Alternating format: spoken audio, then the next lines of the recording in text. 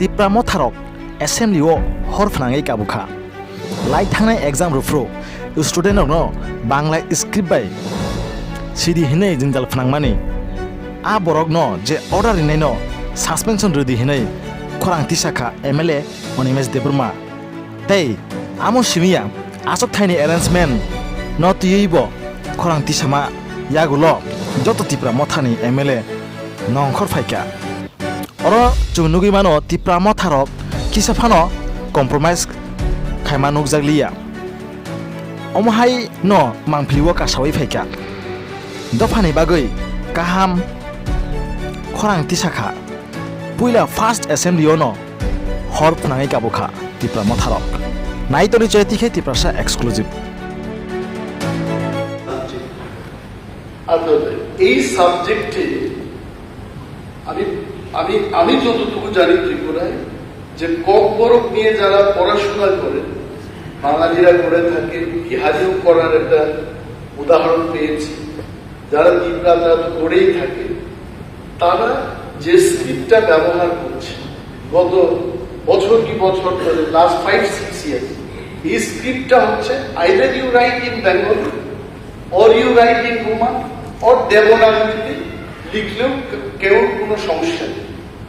হঠাৎ করে দেখা গেল যে উচ্চ মাধ্যমিকের যে পরীক্ষাটার দিনে ইনভিজিলেটর বা ভেনিউ সুপারভাইজার সেখানে গিয়ে বলেছে যে বাংলা হরফ ছাড়া দেবনাগরী বা ইংরেজিতে বা রোমান হরফে যারা লিখবে তাদের কিন্তু পরীক্ষার খাতা দেখা হবে না। And due to this fact, যারা ছোটকাল থেকে ইংলিশ মিডিয়ামে পড়াশোনা করেছে, বনস্থলীতে যারা পড়াশোনা করেছে, করে যারা ত্রিপুরায় এসছে, দেবনাগরী বা ইংরেজিতে না লিখতে পেরে অনেকে ব্ল্যাঙ্ক পেপার জমা দিয়ে দিয়েছে, তো এখন সেই ছাত্রছাত্রীদের জন্য কি হবে? মাননীয় মুখ্যমন্ত্রীর কাছে আমি অনুরোধটা রেখে যাব, 28 তারিখ উনি জবাব দেবেন, কিন্তু এই ছাত্রছাত্রীদের জন্য যেন পুনরায় পরীক্ষার ব্যবস্থা হয়, তাদের যে চয়েসটা, যে স্ক্রিপ্টটা, সেই স্ক্রিপ্টে যেন হয় তার ব্যবস্থাটুকু। এবং for your information sir, in Tripura university also in the colleges there is no problem of script. যারা বাংলায় লিখছেন আর লিখছে, রোমানে যারা লিখছে, তো দে হ্যাভ নো প্রবলেম।